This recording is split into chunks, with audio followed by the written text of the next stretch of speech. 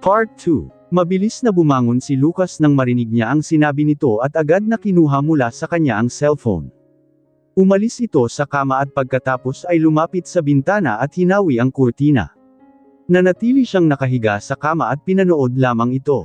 Ilang minuto itong nakipag-usap kay Trisha at medyo malayo si Lucas sa kanya kaya hindi niya marinig ang pinag-uusapan ng mga ito. Tanging ang ekspresyon lamang nito ang kanyang nakikita. Pagkatapos nitong tapusin ang tawag ay lumapit sa kanya si Lucas. Tiningnan niya ito na nakataas ang kilay. Hindi ko sinasadyang masagot ang tawag ni Trisha. Hindi ba siya nagalit? Tanong niya rito. Hindi naman. Ipinaliwanag ko sa kanya kung bakit, huminto ito at pagkatapos ay sumulyap sa kanya. At sinabi ko na mag-asawa tayo kaya normal lang na sa iisang kama tayo matulog. Sabi nito, yeah. Sarkistang sagot niya at pagkatapos ay tumango na lamang. Nang akmang tatayo na sana siya mula sa kama ay bigla na lamang lumapit sa kanya si Lucas at napatitig sa kanyang mukha. Anong nangyari sa mukha mo? Nakakunot ang noong tanong nito kaya dali-dali siyang tumayo at nagtatakbong nagtungo sa harap ng salamin upang tingnan ang kanyang mukha. Nakita niya ang mapupulang butlig sa kanyang mukha at hindi lang sa kanyang mukha kundi maging sa kanyang braso, binti at sa buong katawan niya.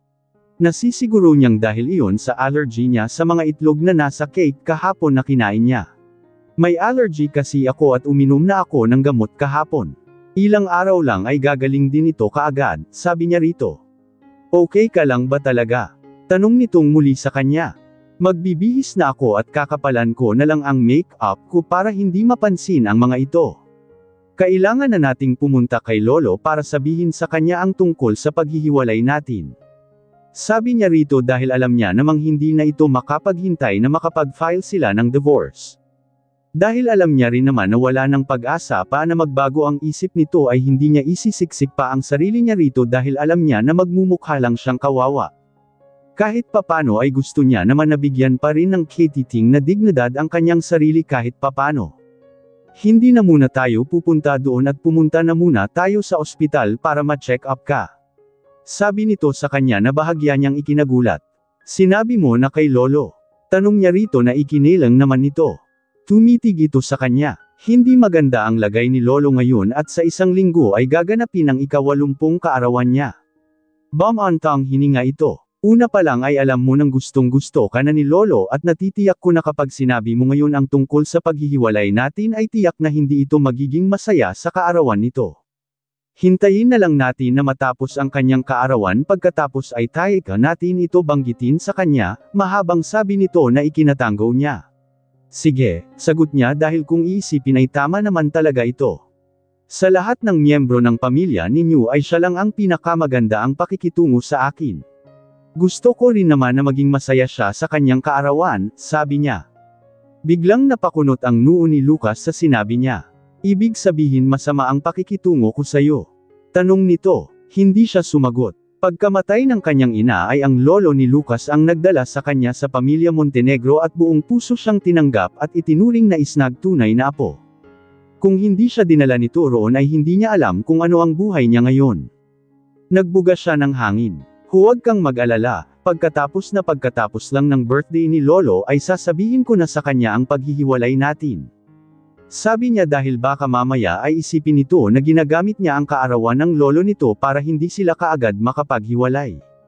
Mukhang mas atat ka pang hiwalayan ako kaysa sa akin Sabi nito na nakatawa. Naiinip ka na ba na makitang muli ang taong pinakamamahal mo? Tanong nito na ikinairap niya lang at pinili na lamang na hindi sagutin ito at tumayo sa kama at umalis doon.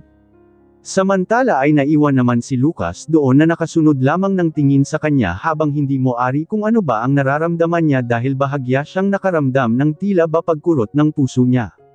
Pagkatapos lang nilang mag-almusal ay kaagad na siyang inaya ni Lucas na pumunta sa hospital at hindi niya nagawang tanggihan ito dahil sa pilitan siya nitong pinagbihis. Pagkarating nila sa ospital ay kaagad siyang dinala nito sa opisina ng isnag doktor. Nakaupo siya sa harap ng doktor habang si Lucas naman ay nakatayo sa kanyang tabi. Akala niya ay maghihintay na lamang ito sa labas ngunit sinamahan talaga siya nito hanggang sa loob at hindi niya maiwasan na hindi kabahan. Alam mo ba kung ano-ano ang dahilan ng allergy mo? Tanong ng doktor sa kanya. Alam ko po, sagot niya rito. Alam mo naman pala pero bakit kinain mo pa rin?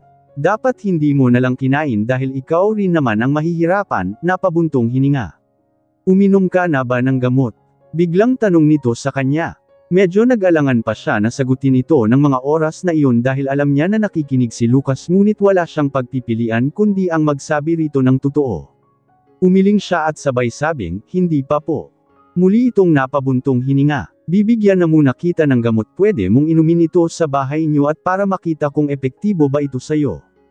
Kung sakaling walang pagbabago sa mga butlig mo ay bumalik ka kaagad rito para ma-inject na lang. Sabi nito at pagkatapos ay tumayo na ito upang kumuha ng gamot samantalang siya naman ay palihim na napahawak sa kanyang tiyan. Hindi niya maiwasan na hindi mag-alala sa gamot na ibibigay nito sa kanya dahil kailangan niya itong inumin at hindi niya alam kung may magiging epekto ba ito sa kanyang dinadala. Ngunit dahil nga nakatayo lamang sa kanyang tabi si Lucas ay hindi siya pwedeng magtanong sa doktor dahil tiyak na maririnig siya nito. Napakagatlabi na lang siya at mukhang hindi na siya makakapagtanong pa nang bigla na lamang nagring ang cellphone ni Lucas at hindi niya naiwasan na hindi makahinga ng maluwag. Dali-daling lambas si Lucas mula sa opisina ng doktor para sagutin ang tawag. Mabilis siyang nagtanong sa doktor. Dok, ano kasi buntis ako? Safe ba na inumin ko ang mga gamot na ibibigay mo sa akin? Napakunot ang noong tanong nito at muling tumayo. Papalitan ko itong gamot at sa halip na inumin mo ay bibigyan na lang kita ng pangpahid. Sabi nito at muling naglakad paalis sa harap niya. Pasensya na po, tanging nasabi na lamang niya. Pagkaalis ng doktor ay iyon naman ang eksaktong pagpasok sa loob ni Lucas. Bakas sa mukha nito ang galit kaya napalunok na lamang siya. Malamig na tumingin ito sa kanya. Marunong ka na palang magsinungaling ngayon, Ani. Malamig na sabi nito sa kanya. Alam na niya kaagad kung ano ang tinutukoy nito. Ang pagsisinungaling niya tungkol sa pag-inom niya ng gamot. Mabilis siyang nag-iwas ng tingin rito at napayiko dahil alam niya na mali talaga siya. Pasensya na hindi ko intensyon na magsinungaling sa'yo. Sabi niya. O talaga? Tanong nito na may halong panunuya at hindi pinili na lamang niya na hindi sagutin ito. Malapit na tayong maghiwalay at pagkatapos ay magkakanya-kanya na tayo at babalik sa mga dati nating buhay. Sapat na ang ibinigay mo sa aking problema sa dalawang tao at huwag mo nang dagdagan pa. Prime malamig na sabi nito na ikinainit ng ulo niya. Sa tingin mo ikaw lang ba ang may problema? Balik na tanong niya rito. Hindi niya na naiwasan na hindi itaas ng bahagya ang kanyang boses. Uminit ang kanyang ulo dahil sa sinabi nito at biglang umasim ang kanyang mukha. Dahil sa sinabi nito ay napatunayan niya na isa lang siyang pabigat at problema sa buhay nito sa nakalipas na 2 taon. Sisigot pa sana siya rito nang bigla na lamang dumating ang doktor dala ang gamot kaya natigil sila sa kanilang pag-argumento. Napahinga rin siya ng malalim upang kalmayan ang kanyang sarili. Mabilis nitong inilapag ang gamot sa harap ni Annie at muling lumabas dahil may isang nurse na bigla na lamang sumilip sa opisina at ipinatatawag raw ito saglit kaya muli silang naiwan doon na dalawa.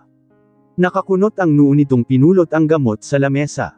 Hindi ba at ang sabi kanina ng doktor ang gamot na ibibigay niya sa iyo ay iinuman mo pero bakit ngayon ay pamahid na ang narito? Ang tanong nito habang nakatitig pa rin sa gamot na hawak nito. Napalunok na lang siya ulit, napakamausisa nito at hindi na niya alam pa kung ano ang isasagot niya sa mga tanong nito ngunit mabilis niyang pinaganya nagkanyang isip ng pwede niyang may palusot rito. Effective rin naman ang gamot na katulad nito, sabi niya at mabilis na inagaw rito ang hawak nito. Pero napakarami ng mga butlig mo, isa pa ay mabagal ang epekto niyan. Mas mabilis kang gagaling kung ang oral na gamot ang ibinigay sa'yo tayo ka malapit na ang birthday ni Lolo kung hindi pa rin mawawala ang mga iyan ay baka sabihin niya na hindi kita inaalagaan ng mabuti. Sabi nito, ako ang magpapaliwanag kay Lolo kapag nangyari iyon isa pa ay tiyak na gagaling na ito bago pa man ang araw ng birthday niya, pagdadahilan niya ngunit hindi siya nito pinakinggan. Hindi, baka kailangan mo pang bumalik ulit kapag hindi gumaling ang mga iyan dahil rito.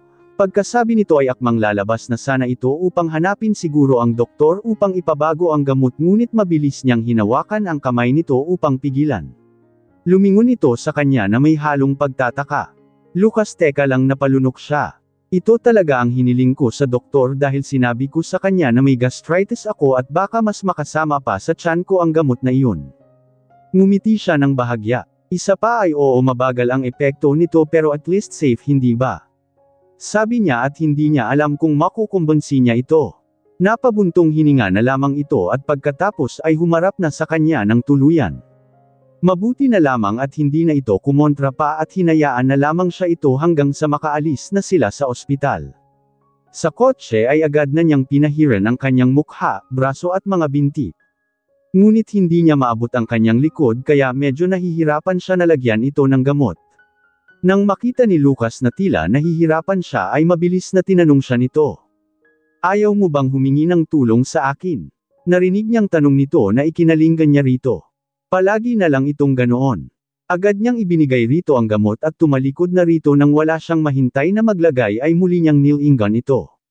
Bahagyang nakakunot ang noo nito at nakatitig lamang sa kanya. Ganyan ba ang humingi ng tulong? Basta na lang ibibigay ang gamot tapos ano? Ganun lang. Tanong nito. Bigla siyang napakurap dahil sa sinabi nito at pagkatapos ay napatitig rito. Napailing siya at pagkatapos ay matamis na ngumiti. Sweetheart, pwede bang pakilagyan ako ng gamot sa likod dahil hindi ko ito maabot? Please, sabi niyo gamit ang kanyang malambing na tinig. Kailan ka pa natutong magpakyot? Hindi pa natatapos magsalita si Lucas nang bigla na lamang silang nontog pareho dahil sa biglaang pagpreno ng kanilang driver. Mabuti na lamang sa dibdib siya ni Lucas na pasubsob dahil kung hindi ay baka nagkabukol na siya nang wala sa oras. Pasensya na po sir, hindi ko po sinasadya, paghingi ng tawad ng driver kay Lucas. Wala naman itong nagawa kundi ang mapabuntong hininga na lamang. Mag-ingat ka sa pagmamaneho, tanging sabi na lamang nito. Ilang sandali pa ay lumayo siya mula kay Lucas at umayos ng upo. Kailan ka pa natutong magpakyut ng ganoon? Muling tanong nito sa kanya na ikinakibit balikat niya lamang. Ikaw ang nagsabi sa akin na pakiusapan ka, diba? Saad niya na gamit muli ang malambing niyang tinig at pagkatapos ay napangisi. Sa loob ng 2 taon nilang pagsasama ay ngayon niya lang ginamitan ito ng ganoong tono dahil nahihiya noong una, isa pa ay maghihiwalay naman na sila kaya nasisiguro niyang wala naman ng magiging problema kung sa huling pagkakataon ay maglamang siya rito. Isa pa ay hindi niya naman talaga ginagamitan ito ng malambing na boses dahil baka iba ang isipin nito pero ngayon ay hindi siya nagdalawang isip na gawin iyon. Tumalikod ka na, sabi nito sa kanya at hindi na sinagot pa ang sinabi niya kaya kaagad niyang sinunod ang sinabi nito. Huwag ka nang magpakyut sa akin simula ngayon, bilin nito sa kanya. Bakit naman? Tanong niya rito. Hindi mo ba ako naintindihan? Hindi ka pwedeng makipag-usap sa ibang lalaki ng ganung paraan, sabi ni Lucas kay Annie na bahagya niya ring ikinagulat dahil hindi sinasadyang lumabas sa mga labi niya.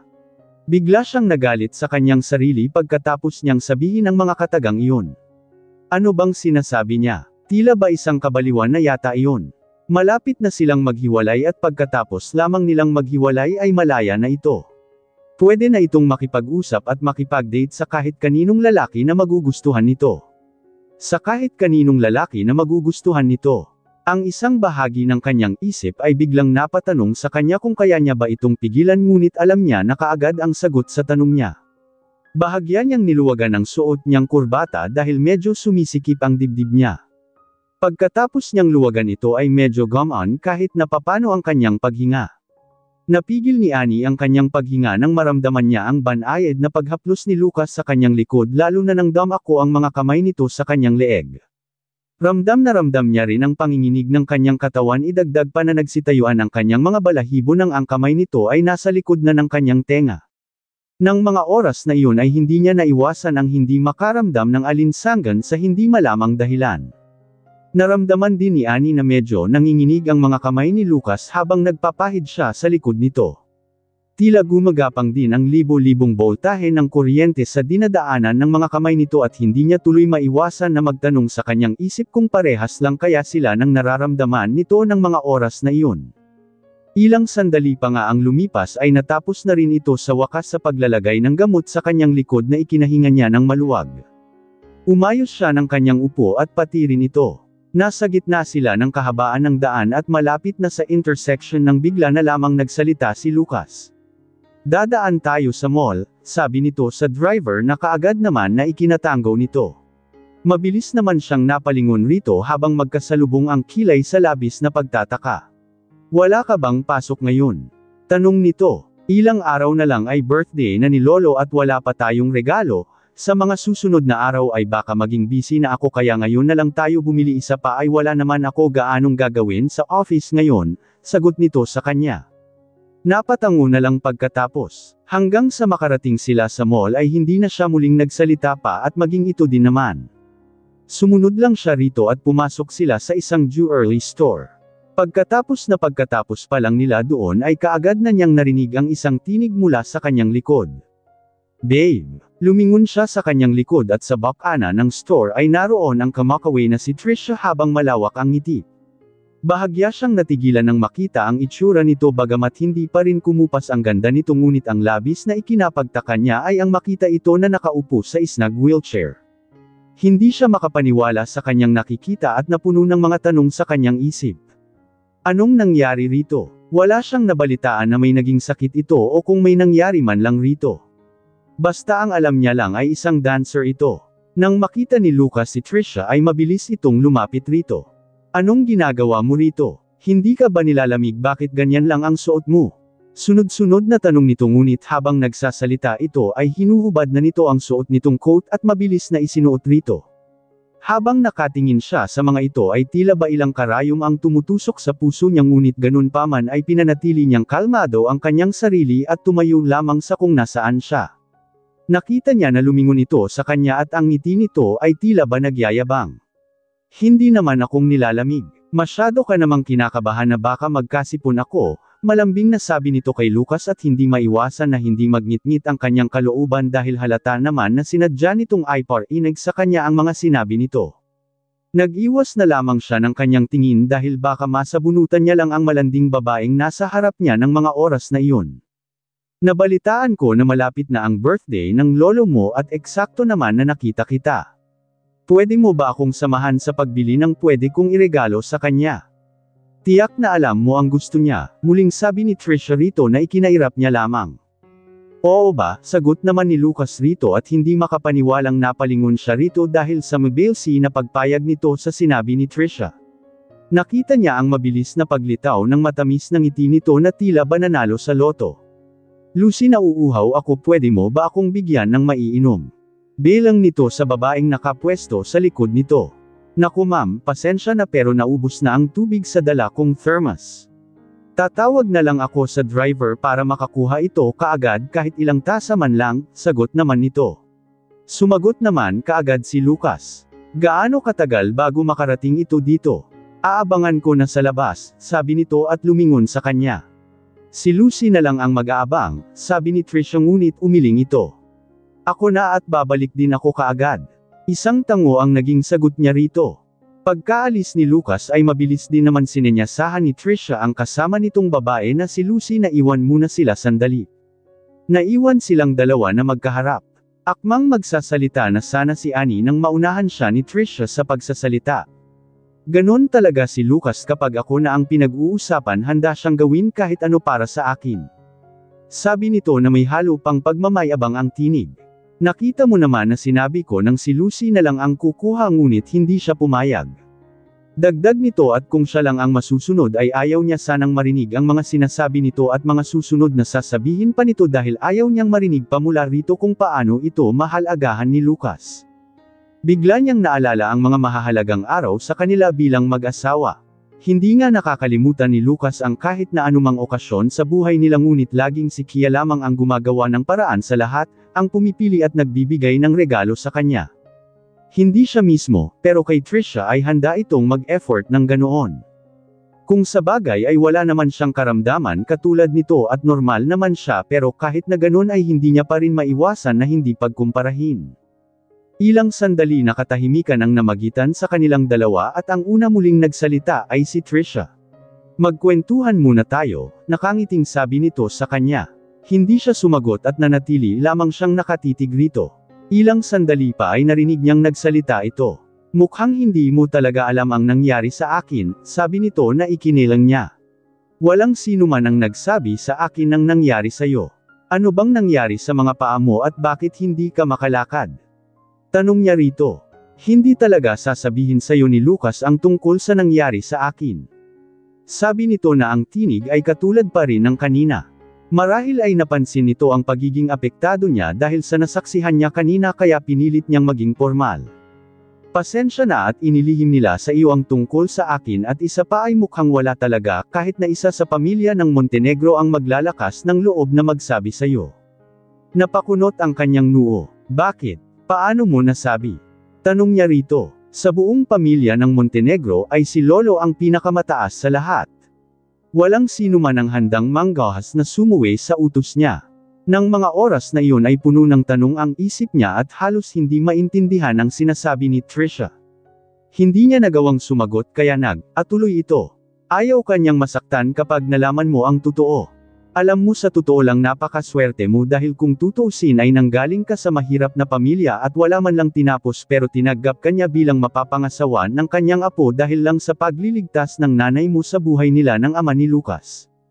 Kung hindi kaya dahil doon ay pakakasalan mo kaya siya dahil sa gusto mo at gusto ni Lucas hindi dahil sa pagtanaw ng loob ni Lolo sa nanay mo.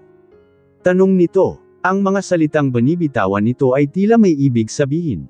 Nagpapaligoy-ligoy lamang ito. Anong ibig mong sabihin? Bumilis ang tibok ng puso ni Annie dahil sa kanyang mga narinig. Desidido talaga si Lolo noon na magpakasal kayo ni Lucas pero hindi pumayag si Lucas kaya nagtalo sila dahil rito ngunit ngayon ay napatawad na nila ang isa't isa. Ginawa ko ang lahat para pilitin si Lucas na tanggihan ang gusto ng kanyang lolo pero sa huli ay walang nagawa si Lucas kundi ang sundin na lamang ito dahil tinakot siya ni Lolo na tatanggalan ng mana. Nanlalaki ang mga mata niyang napailing. Hindi, nagsisinungaling ka. Hindi totoo ang sinasabi mo, sabi niya habang napahawak sa kanyang ulo dahil tila sasabog ito. Hindi totoo ang sinasabi nito. Hindi totoo ang mga sinasabi mo.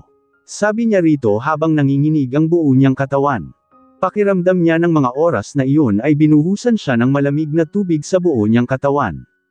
Para siyang giniginaw. Naaalala pa niya ang naging usapan nila noon ni Lolo at ni Lucas. Hiha kapag ba gusto kang pakasalan ng apo ko ay papayag ka?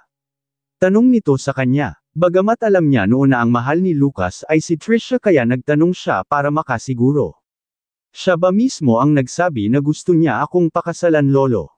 Noon pa lang ay sinabi niya sa kanyang sarili na kapag pinilit lang nito si Lucas ay hindi siya papayag dahil ayaw niyang isiksik ang sarili niya rito. Isa pa ay pakiramdam niya ay para bang gagamitin niya iyon para mapasakamay niya si Lucas kaya naniniguro siya, kapag sinabi nitong hindi ay tatanggi siya. Ayaw niyang pilitin ito sa isang bagay na loob ang kalooban nito. Alam niyang hindi rin naman siya magiging masaya. Of course hiha. Isa pa ay kung sakaling magbago man ang isip niya ay pwede siyang pilitin ni Lolo. Sabi nito sabay kindat sa kanya na ikinatawa niya lang dahil sa biro nito kaya maging si Lucas ay tinanong niya para makasiguro rin siya kung totoo nga ba iyon. Gusto mo ba talaga akong pakasalan at walang sino mang pumilit sa iyo? Alam kong gusto ako ni Lolo pero kung pinilit ka niya na gawin ito ay huwag mo nang ituloy. Sabi niya ngunit sinagot siya nito kaagad. Walang sino man ang pumilit sa akin isa pa ay naghiwalay na kami ni Trisha. Gusto kong gumawa tayo ng kasunduan. Magpapakasal tayo at sa loob ng 3 taon at subukan nating mahalin ang isa't isa pero kung sa loob ng 3 taon at wala pa rin tayong feeling sa isa't isa ay gusto kong mag-file ka ng divorce. Maghiwalay tayo ng matiwasay, papayag ka ba? Tanong nito. Bahagya siyang nag-atubiling pumayag sa alok nito dahil una pa lang ay mahal niya na ito, ngumiti siya rito at mabilis na sumagot. Pumapayag ako. Dahil sa kanyang pagpayag ay napakunot ang noo nito. Ikaw bakit pumayag ka na pakasalan ako? Sigurado ka ba na gusto mo nang magpatali sa akin? Handa mo ba siyang talikuran para sa akin? Tanong nito dahil nga nasabi niya minsan rito nang tanungin siya nito kung may espesyal daw bang tao sa kanyang puso at sinabi niya na nasa puso niya na ito sa loob ng 8 taon. Oo, sagot niya dahil magiging asawa naman na niya ang lalaking sinasabi niya na nagugustuhan niya sa matagal na panahon. Pero ngayon ay tila siya nagising sa kanyang panaginip. Kung nagsasabi man ito ng totoo ibig sabihin lang ay una pa lang ay nagsinungaling na sa kanya si Lucas. 3 taon. Napakuyom ang kanyang mga kamay. Gusto niyang matawa dahil sa ginawa niya. Isa lang siyang panakip butas. Halos maiyak pa siya noon sa labis na tuwa dahil tuluyan ang tinanggap ni Lucas na kalimutan na si Trisha at gusto nitong magsimula ng bagong buhay kasama siya ngunit isa lang pala iyong palabas. Napakatanga niya talaga. You are so naive Annie. sabi ni Trisha at napailing. Paano kanya pakakasalan kung ako ang mahal niya? Isa pa ay alam mo ba kung bakit kanya binigyan ng kasunduan na magsasama kayo ng 3 taon pagkatapos ay mag-file ng divorce? Dahil para magkasama kaming muli, sabi nito at halos maduraj ang puso niya ng mga oras na iyon dahil sa mga sinasabi nito. Napakasakit ng puso niya na tila ba may pumipiga nito. Sobra-sobra na ang narinig niya pero hindi pa rin ito tumigil. Alam niyang kapag ikaw ang nagsabi kay Lolo na makikipaghiwalay ka sa kanya ay paniguradong papayag ito kaagad pero kung siya ang magsasabi ay alam niyang hindi ito papayag at baka magalit lang ito sa kanya. Para sa akin ay nagtiis siya ng 2 taon at pumayag na lang siya kahit nalabag sa kalooban niya. Ginamit kanya para lang magkasama kaming muli. Ang bawat salita nito ay tila ba kutsilyo na tumutusok sa kanyang puso. Hindi pa nagagamot ang mga dati nitong sugat pero mas nadidagdagan pa lalo. Kung ang lahat ng namagitan sa kanila ay pawang kasinungalingan lamang, pati ba ang mga gabing yakap-yakap siya nito sa mga bisig nito at ang pagtawag nito sa pangalan niya sa tuwing aabutin nila ang langit pareho, kasinungalingan lang din ba ang mga iyon? Sobrang sakit ng nararamdaman niya ng mga oras na iyon. Sobra pa sa salitang sobra. Napakatanga niya masyado. Naging sunod-sanyeran siya sa mga plano ni Lucas nang wala siyang kaalam-alam. Pinilit niyang maging matatag sa harap nito sa kabila ng sakit na nararamdaman niya. Hindi ako naniniwala sa sinasabi mo maliban na lang kung siya mismo ang magsabi sa akin ng mga sinasabi mo. Sabi niya rito habang nakakuyom ang kanyang mga kamao. Sa tagal nilang magkasama sa iisang bubong ni Lucas ay nakilala niya na ang ugali nito sa maikling panahon. Alam niya na kahit na itutok sa leeg nito ang isang patalim habang pinapasunod ay tiyak na hindi ito susunod kung ayaw talaga nito. Biglang ngumiti si Trisha. Hanggang kailan mo paniniwalain niyang sarili mo, Ani? Natawa ito. Binyantaan kasi siya ni Lolo na kapag hindi siya puyag na pakasalan ka ay tuluyan na niya akong hindi makikita at habang buhay na lang na mananatili sa abroad. Alam mo naman kung gaano makapangyarihan ang Lolo, kaya niyang gawin ang lahat at para hindi mangyari iyon ay pumayag siya at nakipagsundo sa iyo. Napakagat siya sa kanyang labi nang marinig niya ito. Sobra na talaga ang sakit na nararamdaman niya ng mga oras na iyon. Ni hindi niya magawang magsalita, ginamit iyon na dahilan ni Trisha upang muling magsalita. Naalala mo ba noong araw ng kasal niyo na sinagot ni Lucas ang isang tawag at halos umalis na mismo sa kasal ninyo? Tanong nito ngunit hindi siya sumagot. Siyempre naaalala niya ang araw na iyon dahil sino ba naman ang makakalimot sa araw mismo ng sarili niyang kasal. Naaksidente ako habang nasa daan para dumalo sana sa kasal ninyo at muntik na akong mamatay. Halos ilang araw akong nag-agaw buhay pero ang mga paano ko ay tuluyan ng hindi na isalba. Sabi nito, iyon pala ang dahilan kung bakit ito nakaupo sa wheelchair at ito rin ang dahilan kung bakit madaling-madali noon si Lucas na umalis pagkatapos lang mismo ng kasal nila. Naaalala niya pa na tinanong niya ito noon kung may nangyari ba sa kumpanya pero ang sagot nito at naaksidente daw ang isa nitong kaibigan at gusto niya itong puntahan pero hindi siya pinayagan ng lolo nito at humingi sa kanya ng pabor na tulungan siyang makaalis, upang mapuntahan niya na ito at dahil tanga siya ay pumayag siya. Kinagabihan ay nakatanggap siya ng tawag mula sa kanilang lolo at tinatanong kung naroon ito at sinabi niyang oo nasa banyo at naliligo. Buong gabi niya itong hinintay na makauwi pero hindi ito umuwi. Iyon ang unang araw nila bilang mag-asawa pero pinili pala nito ang makasama ang ibang babae kaysa sa kanya. Sa mga sumunod na araw ay uuwi lang ito saglit sa umaga upang magbihis patungo sa opisina at uuwi ulit sa hapon para magbihis at aalis kaagad at uuwi ng alang-inang oras. Hindi siya nagtanong tungkol rito at hindi rin naman ito nagkwento sa kanya dahil paano kapag nalaman niya na ang pinupuntaha pala nito ay walang iba kundi si Trisha. Mapait siyang napangiti, kahit na nalaman niya noon ay tutulungan niya pa rin ito dahil isa siyang tanga. Sino ba naman siya para isumbong ito sa kanyang lolo? Bakit mo sinasabi sa akin ang lahat ng ito ngayon? Tanong niya rito at pilit na nagmumukhang matapang sa harapan nito. Dahil ba sa gusto mong isisi sa akin ang nangyari sa mga paa mo? Bakit hindi ba? Balik nitong tanong sa kanya. Kung hindi sana dahil sa iyo ay hindi pinilit ni Lolo si Lucas na pakasalan ka kahit na ayaw niya at hindi sana ako na aksidente dahil sa kalasinggan at hindi sana nangyari ito sa mga paa ko, sabi nito. Hindi siya nakasagot rito at nagpatuloy pa rin ito. Kung hindi dahil sa iyo ay matagal na sana kaming kasal ni Lucas at baka nagkaanak na rin kami. Pinilit niyang maging kalmado sa harap nito sa kabila ng mga sinabi nito sa kanya. Tumitig siya sa mga mata nito at pagkatapos ay sumagot. Hindi ako ang may kasalanan ng nangyari sa'yo kaya huwag mong isisi sa akin sadyang naghahanap ka lang talaga ng sisisihin mo sa nangyari sa'yo. Taas noo niyang sinabi, hindi niya hahayaang apihin siya nito. Oo, alam ko na gustong gusto talaga ako ni Lolo pero alam ko na may malalim siyang dahilan kung bakit hindi siya pumayag na kayo ang magkatuluyan ni Lucas. Isa pa, kung talagang naabot mo ang qualification para sa apo niya edi sana ay hindi niya ako pinili, sabi niya rito. Kitang-kita niya ang pagpipigil nito at nasiyahan siya dahil sa nakita niyang reaksyon nito kaya nagpatuloy siya. Ikaw na nga rin mismo ang nagsabi na kahit na anong pilit mo kay Lucas na ipaglaban ka niya ay hindi niya ginawa at si Lolo pa mismo, ang naging hadlang sa relasyon niya mismo. Ibig lang sabihin. Noon ay may problema talaga sa'yo. Bagaman hindi ako nanggaling sa mayamang pamilya ay hindi mo ako masisindik at higit sa lahat ay hindi mo ako pwedeng sisihin sa nangyari sa'yo. Walang nag-imbita sa'yo sa kasal na iyon at wala ring nag-utos sa'yo na magpakalasing ka bago magmaneho. Mariin niyang sabi rito. Hindi ito makapaniwalang nakatitig sa kanya, hindi siguro nito akalain na lalaban siya sa mga paratang nito sa kanya dahil nasanay ito sa malambot niyang katauhan at handang tanggapin ang lahat ng sasabihin sa kanya. Ikakasal na ang taong pinakamamahal ko sa tingin mo hindi pa ako dadalo? Tanong nito sa kanya. Ngumisi si Annie pagkarinig sa sinabi nito. Ang taong pinakamamahal mo? Tanong niya rito na may panunuya. Trisha, may mga bagay na hindi ako alam, oo, pero hindi ibig sabihin ay wala akong alam. Huwag mo akong pilitin na isa-isahin ang mga alingasaw mo ngayon dahil baka mang-amoy ka rito ngayon. Wala akong alam sa sinasabi mo, patay mali siyang sabi nito.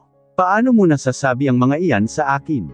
Tanong nito sa kanya at pagkatapos ay nagulat siya dahil bigla na lamang itong bumaba sa wheelchair at dahil nga palyado ang mga paa nito ay napasalampak siya sa sahig. Trisha, nag-aalalang tawag ni Lucas mula sa kanyang likod at humahanggos na tumakbo ito hanggang sa makalapit ito sa kanila.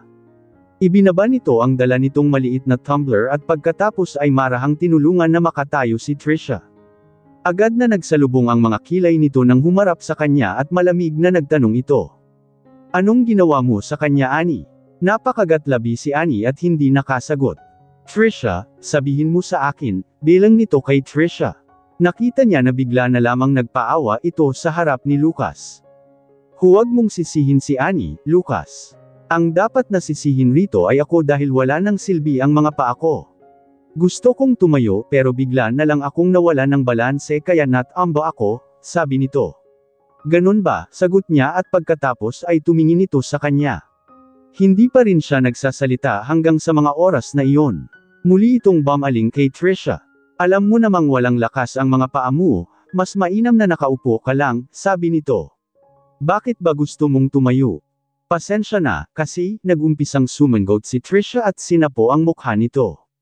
Nagulat kasi ako dahil sinabi sa akin ni Annie na ayaw niyang sabihin kay Lolo ang tungkol sa paghihiwalay ninyo at sinabi niya rin na hindi ka raw niya hihiwalayan kahit na anong mangyari. Umiiyak na sabi nito na ikinakuyom ng kanyang mga kamay dahil sa labi na gulat. Huwag mo akong gawan ng kwento. Wala akong sinabing ganun. Sigaw niya rito dahil kanina pa siya punong-puno rito. Nagtaas baba ang kanyang dibdib dahil sa sobrang inis. Ito ang unang pagkakataon na nasira ang kanyang pagiging kalmado at sa harap pa talaga ni Lucas. Mabilis itong lumingon sa kanya. Sinabi mo iyon. Tanong nito habang malamig na nakatitig sa kanya.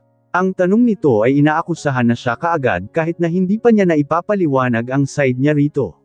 Kung ayaw mong maniwala sa akin ay pumunta tayo ngayon kay Lolo para sabihin sa kanya ang tungkol sa paghihiwalay natin. Ngayon na mismo, sabi niya. Napahilot ng sentido si Lucas at pagkatapos ay napabuntong hininga. Trisha, alam kong sabik ka na para magkasama na tayong muli pero kasi ay medyo masama ang lagay ni Lolo ngayon at hindi pwede na sabihin sa kanya ngayon ang tungkol doon. Isa pa ay alam mo naman na malapit na ang birthday niya kaya pwede bang pagkatapusan lang ng birthday niya natin pag-usapan ang tungkol rito? Mahinang tanong nito kay Trisha. Kung hindi ka makapaghintay ay pasensya na pero mas mahalaga sa akin ngayon ni si Lolo, dagdag pa nito. Nang marinig ito ni Trisha ay baka sa mukha nito ang gulat at pagkataranta. Agad nitong inabot si Lucas at humawak sa laylayan ng damit nito. Pasensya na Lucas, hindi ko sinasadya, malungkot na paghingi nito ng pasensya. Dapat ay hindi ko na ito inopen pa ulit dahil tapos naman na natin itong pag-usapan. Natatakot lang kasi ako, natatakot ako na baka sa dulo ay hindi pa rin tayo maging magkasama at ang isiping iyon ay tila ba unti-unting papatay sa akin. Mahinang sabi nito at inabot ang kamay nito at hindi nagdalawang isip na hilahin ito upang yakapin sa harap niya mismo. Hindi siya makapaniwala, kung kanina ay napalampas niya ito ngayon ay tila ba gusto na niyang sumabog. Ang lakas ng loob nitong yakapin ito sa harap niya samantalang alam naman nito na asawa pa rin siya ni Lucas. Hindi na siya nito inirespeto. Sa kanyang gulat ay may malamig na boses silang narinig na dahilan kung bakit gulat na naghiwalay ang mga ito. Kailan ka pa nagkaroon ng lakas ng loob na yamakap sa iba sa harap ng iyong asawa? Nilinga ni Annie ang nagsalita at kaagad niyang nakita ang kanyang biyenan na babae, nakatayo ilang metro mula sa kanila. Mom, why are you here? Gulat na tanong nito sa kanyang ina. Why? Sarkistang tanong nito sa anak. Wala ba akong karapatan na pumunta rito? Hindi naman ako laging nagpupunta rito pero ngayon na nagpunta pa ako ay may nasaksihan pa akong kasukasuka.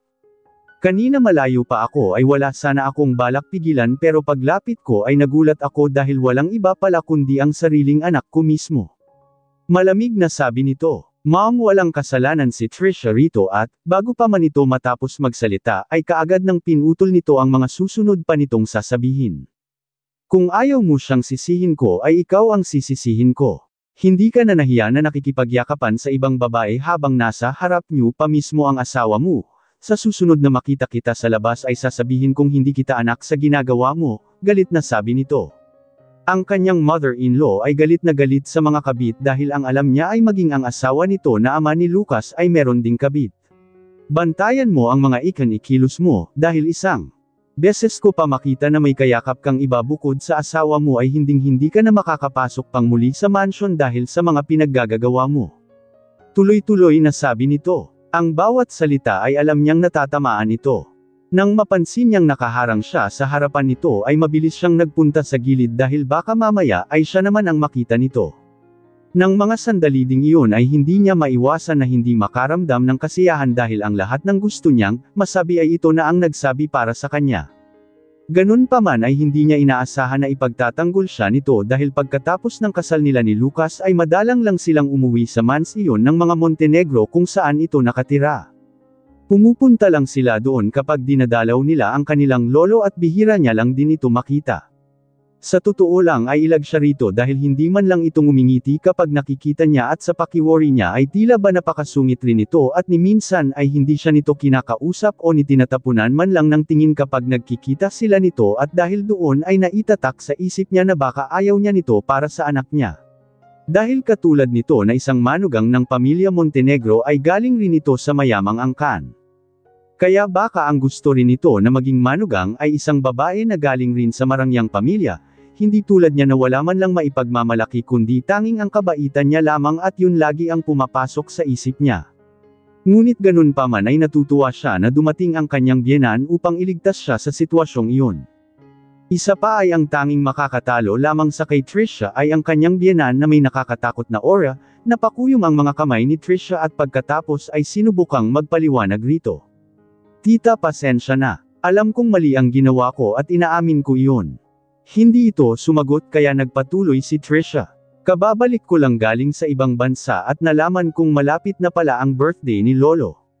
Nakita ko lang si Lucas rito nang hindi inaasahan at humiling ako sa kanya na baka pwedeng samahan niya akong mamili ng pwede kong ibigay na regalo ko kay Lolo dahil siguradong alam niya kung ano ang gusto nito. Huwag niyo po sanang sisihin si Lucas, mahabang paliwanag nito. Nagtaas ito ng kilay at tinignan nito si Trisha. Then magpahinga ka at huwag kang magpasama sa asawa ng may asawa, syempre sisisihin kita at tinitigan ito ng malamig. Hindi ako na-inform na inimbitahan. Kapala sa birthday niya isa pa ay huwag kang mag-aksaya pang oras para maghanap ng regalo dahil ang Reg Along gusto niya ay tiyak na hindi mo maibibigay. Tuloy-tuloy na sabi nito at hindi napigilan ni Lucas ang hindi sumabad sa usapan ng mga ito. Mom, inimbatahan ko siya, biglang sabi ni Lucas at ito naman ang matalim na tiningnan nito. Shut up! Tumaas ang tinig nito. Birthday ni Papa iyon at hindi sayo. Bakit ka nagdedesisyon para sa kanya? Kung gusto mong mag-imbita ng bisita mo ay hintayin mo ang birthday mo para mag-imbita kang kahit sinong gusto mo. Walang gatol na sabi nito. Bigla na lamang namutla si Trisha nang marinig ang mga sinabi nito na tila ba isang papel, na halos wala ng anumang bahid ng dugo. Sa oras na iyon ay biglang ngumiti si Lian, ang ina ni Lucas. Ang lahat ng nagugustuhang imbitahan lamang ni Papa ay ang mga ka-level ng pamilya Montenegro, at kahit na sinabi ng pamilya Del Fuente na medyo mayaman sila ay hindi sila nararapat na makisalamuha man lang sa pamilya Montenegro, patotsyada nito kay Trisha.